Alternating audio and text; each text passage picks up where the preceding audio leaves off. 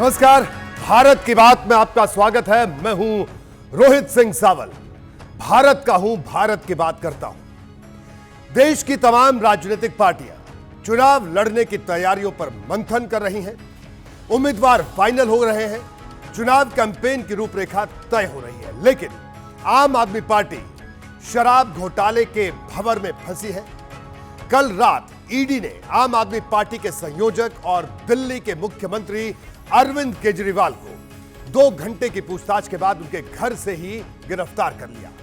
कल रात से आज सुबह तक दिल्ली की सड़कों पर आम आदमी पार्टी के कार्यकर्ताओं और केजरीवाल के समर्थकों ने प्रदर्शन किया और इसके बाद यह लड़ाई कोर्ट की दहलीज तक आ पहुंची। ईडी ने अरविंद केजरीवाल को दिल्ली की राउज एवेन्यू कोर्ट में पेश किया। 28 पेज में लिखकर बताया कि अरविंद केजरीवाल की गिरफ्तारी क्यों जरूरी है। 3 घंटे तक चली इस सुनवाई में केजरीवाल की तरफ से अभिषेक मनु सिंघवी समेत 3 वकीलों ने दलील पेश की। केजरीवाल के वकीलों ने कहा कि इस मामले में गिरफ्तारी की कोई जरूरत नहीं है, जबकि ईडी ने दावा किया कि उसके पास घोटाले के पुख्ता सबूत है और केजरीवाल का सच से सामना करना जरूरी है।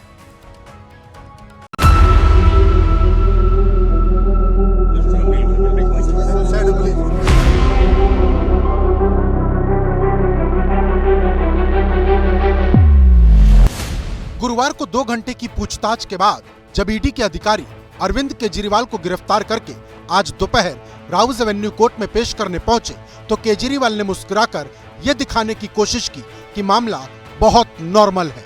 केजरीवाल ने कोर्ट में पेश होते हुए यह भी कहा कि उनका जीवन देश के लिए समर्पित है, चाहे वो कहीं भी रहें। मेरा जीवन देश के लिए समर्पित है और चाहे अंदर हो या बाहर। लेकिन अरविंद केजरीवाल इस मामले को जितना हल्का समझ रहे हैं वो असल में बहुत गंभीर है, क्योंकि कोर्ट के भीतर केजरीवाल के सामने ईडी के अधिकारियों ने घोटाले का पूरा गणित समझा दिया।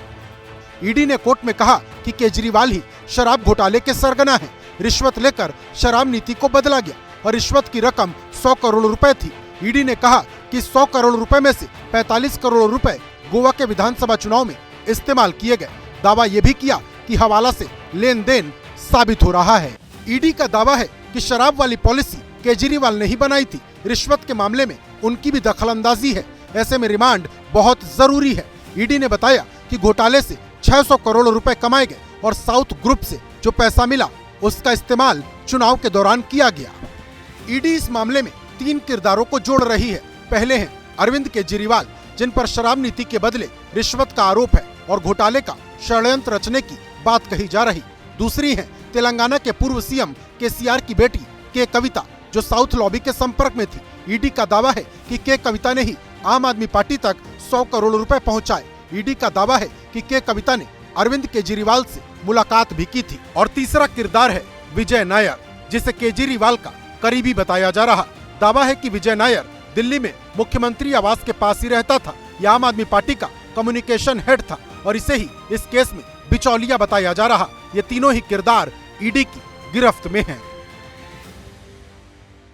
अरविंद केजरीवाल की गिरफ्तारी एक मजबूत संदेश देती है हर उस भ्रष्टाचारी को जिसको ये गुमा है कि वो कानून से ऊपर है। आज कानून अपना कार्य कर रहा है और कट्टर बेईमान अरविंद केजरीवाल की गिरफ्तारी के बाद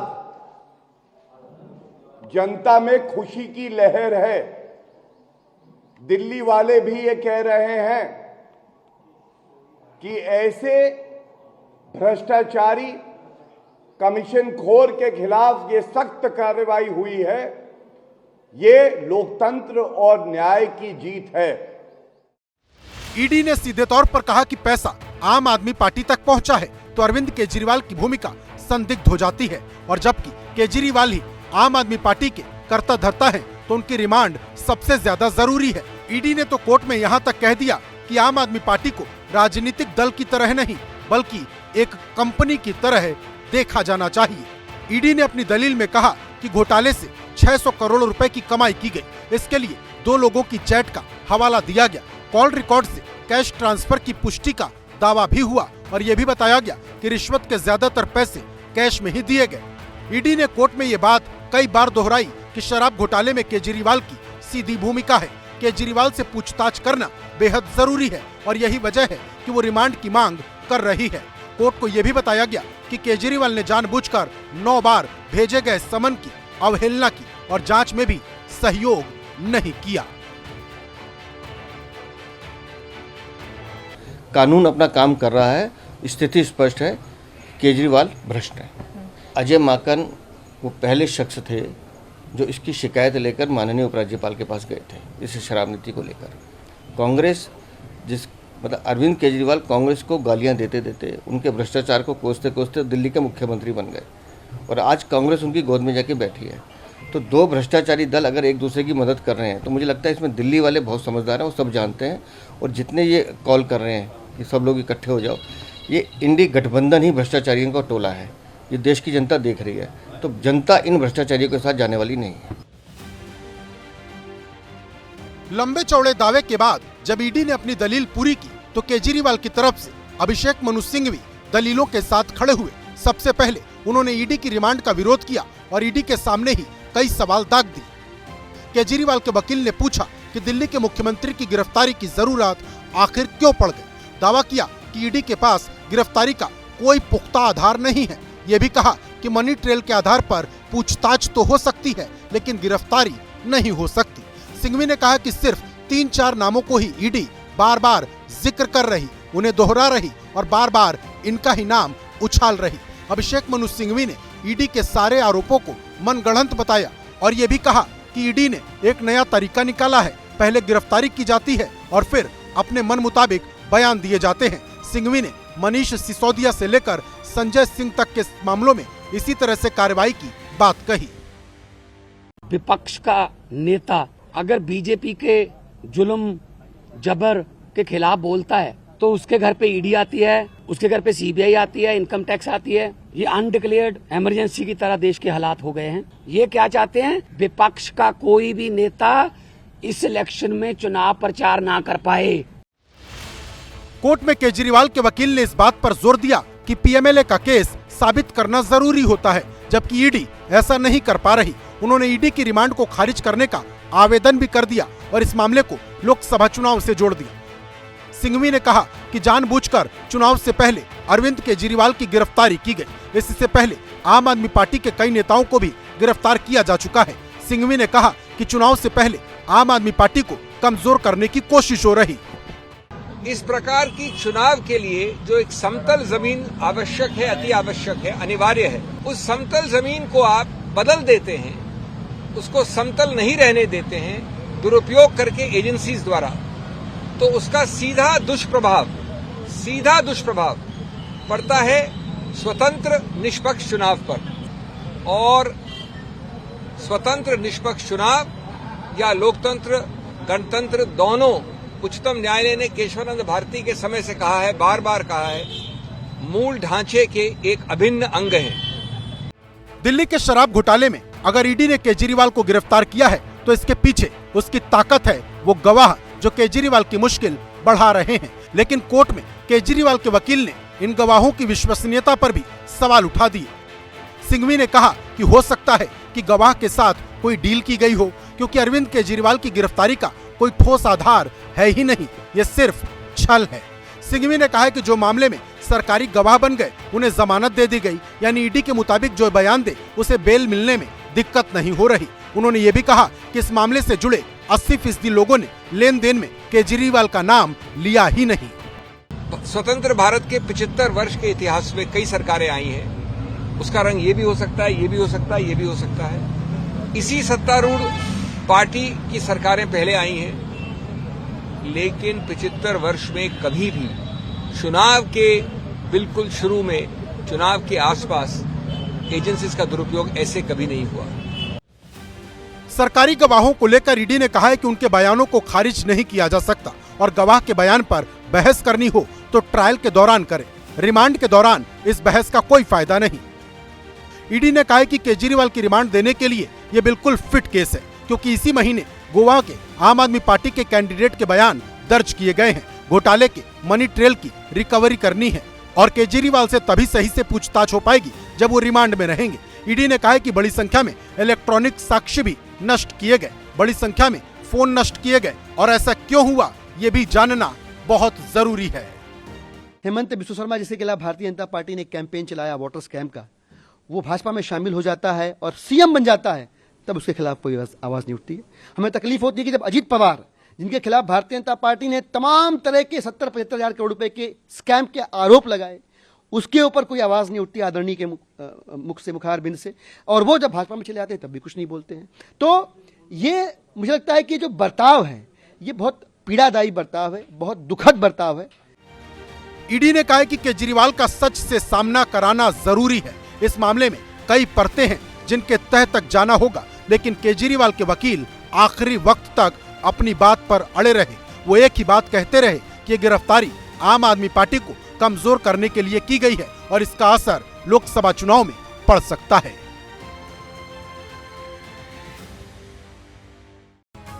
ईडी ने शराब घोटाले वाले मामले में जब से अरविंद केजरीवाल को हिरासत में लिया, तभी से आम आदमी पार्टी के सारे नेता यही कह रहे हैं कि केजरीवाल जेल से सरकार चलाएंगे। आपको याद दिलाना जरूरी है कि आम आदमी पार्टी ने कुछ महीने पहले दिल्ली में एक जनमत संग्रह करवाया था। उसमें लोगों से पूछा गया था कि अगर केजरीवाल जेल चले जाते हैं तो क्या उन्हें जेल से सरकार चलानी चाहिए। आम आदमी पार्टी का दावा है कि लोगों ने गिरफ्तारी के बाद भी केजरीवाल को ही मुख्यमंत्री बनाए रखने की बात कही थी। मतलब यह है कि अरविंद केजरीवाल ने जेल से सरकार चलाने का रेफरेंडम पहले ही करवा लिया था। अब केजरीवाल सलाखों के पीछे है और आम आदमी पार्टी के नेता लगातार यही कह रहे हैं कि केजरीवाल मुख्यमंत्री की कुर्सी से नहीं हटेंगे, जेल से ही सरकार चलाएंगे। सवाल है कि क्या यह संभव है? इस बारे में कानून क्या कहता है और यह कितना व्यवहारिक होगा, हम इस रिपोर्ट में आपको दिखाते हैं।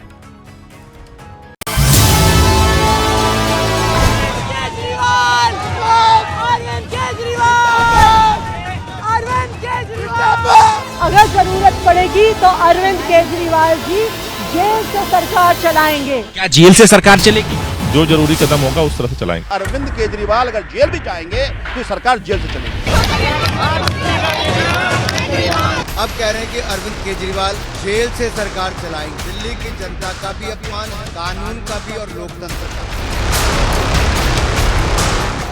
दिल्ली के सीएम हाउस से ईडी दफ्तर के बीच यूं तो सिर्फ 20 मिनट की दूरी है, लेकिन इसी 20 मिनट वाले रास्ते ने ऐसे ऐसे मोड़ दिखा दिए जिनसे हिंदुस्तान की राजनीति पहले कभी नहीं गुजरी थी। देश ने कुर्सी पर रहते गिरफ्तार होने वाला पहला मुख्यमंत्री देख लिया। दिल्ली की जनता ने करप्शन के समूल नाश का नारा देने वाले लीडर को करप्शन के ही केस में सलाखों के पीछे जाते देख लिया। लेकिन आम आदमी पार्टी के नेताओं ने गिरफ्तारी वाली आपदा में राजनीति का नया अवसर देख लिया।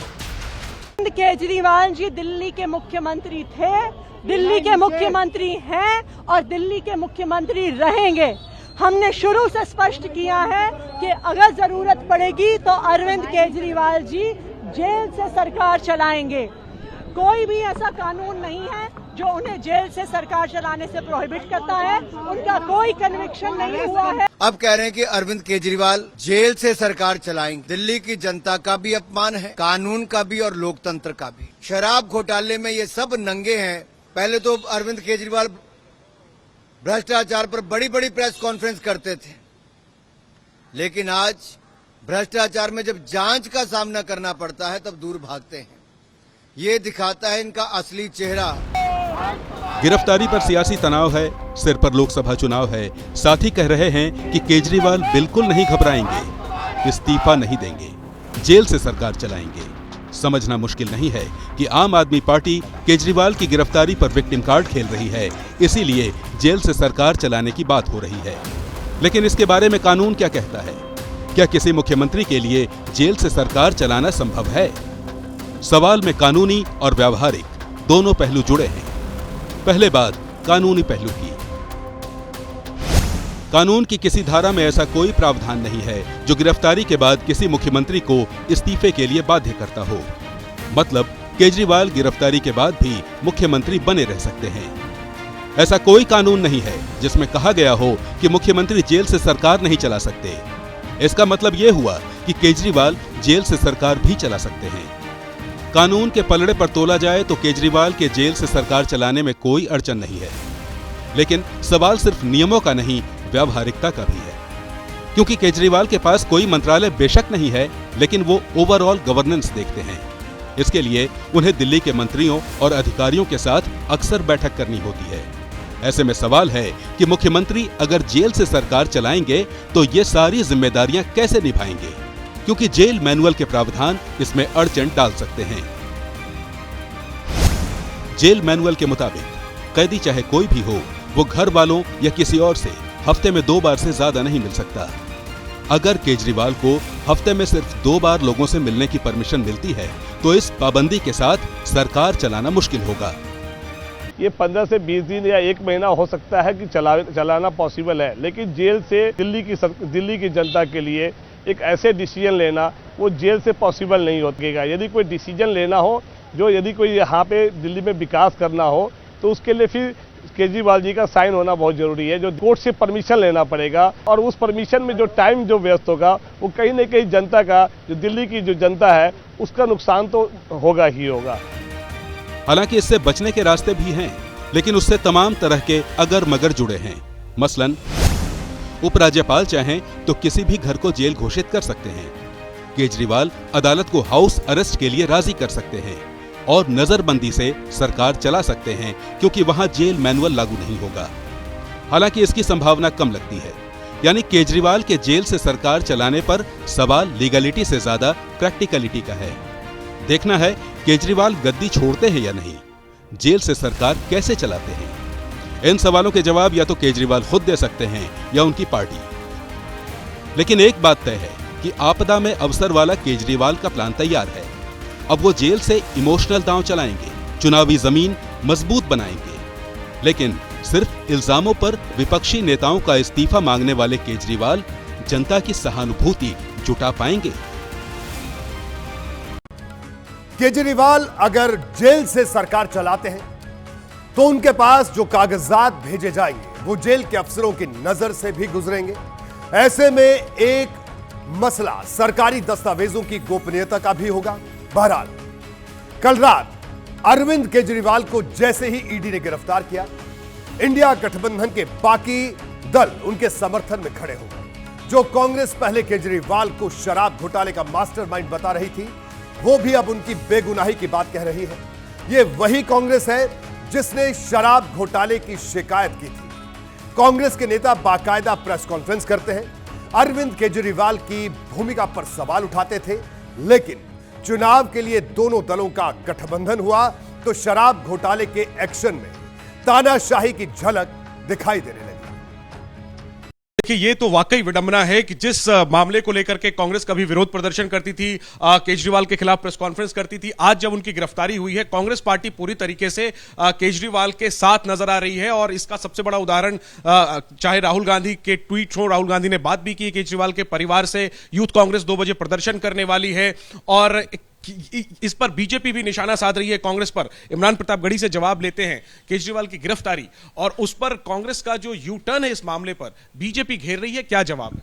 देखिए, लोकसभा चुनाव घोषित होने के बाद जिस तरह से विपक्ष के एक एक नेताओं को जेल में डालने की, दबाने की, तोड़ने की कोशिश की जा रही है, वो सीधे सीधे दर्शाता है कि सरकार बौखलाई हुई है। एक तरफ प्रधानमंत्री जी नारा दे रहे हैं 400 पार का और दूसरी तरफ विपक्ष के हर नेता को आप जेल में डाल देना चाहते हैं।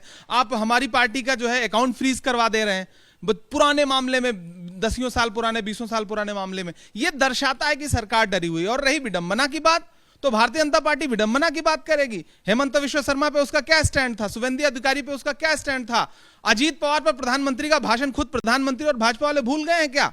उन्हीं को माला पहनाई उन्होंने।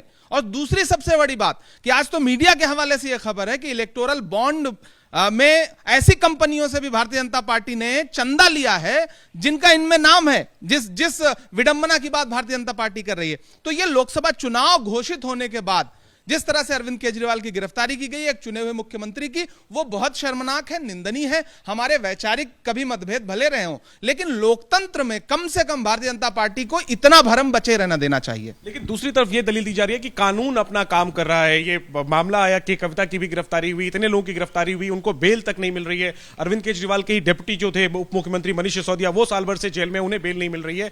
तो आप लोग राजनीति का आरोप लगा रहे हैं, लेकिन इसमें आप देखें कि अदालत से कोई राहत भी नहीं मिल रही है। कानून अपना काम जो है शुभेंदु अधिकारी के मामले में क्यों नहीं कर रहा है, हेमंत विश्व शर्मा के मामले में क्यों नहीं कर रहा है, कानून अपना काम अजीत पवार के मामले में क्यों नहीं कर रहा है, कानून अपना काम तुरंत जो है वो ईडी अपना काम क्यों नहीं कर रही इलेक्टोरल बॉन्ड के नाम पे 182 करोड़ रुपए जिनका प्रॉफिट है, वो 1300 करोड़ से ज्यादा का इलेक्टोरल बॉन्ड खरीद रही। एसबीआई को 466 करोड़ का कोई इलेक्टोरल बॉन्ड खरीद के जा रहा है जिसका केवाईसी तक उसके पास मौजूद नहीं है। कानून यहां अपना काम क्यों नहीं कर रहा है? कानून सिर्फ विपक्ष के ऊपर अपना काम कर रहा है, लेकिन डराने की ये जो कोशिश है आप डरा नहीं पाएंगे। मैं ये नहीं कहता कि मेरा सर न मिलेगा, लेकिन मेरी आंखों में तुझे डर न मिलेगा। भाजपा पहले ये सोच रही थी कि इंडिया अलायंस एकजुट नहीं होगा, अब जब इंडिया अलायंस एकजुट दिख रहा है और जमीन पर भारतीय जनता पार्टी जो है वो बहुमत के आंकड़े से कोसों दूर है, तो अब उसने इस तरह से विपक्ष के एक एक नेता को, एक एक पार्टी को दबाने की, कुचलने की कोशिश शुरू। आपको लगता है इंडिया गठबंधन को कमजोर करने की एक्सरसाइज है राजनीतिक तौर पर? पूरी तरह से हेमंत सोरेन की गिरफ्तारी हो, अरविंद केजरीवाल की गिरफ्तारी हो,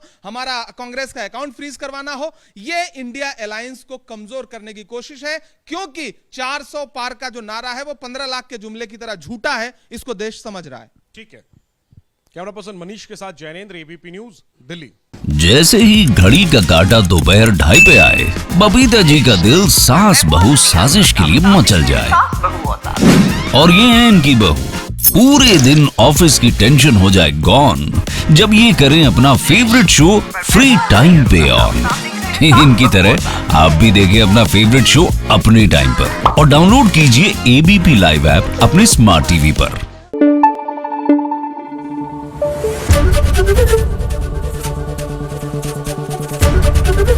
एबीपी न्यूज आपको रखे आगे।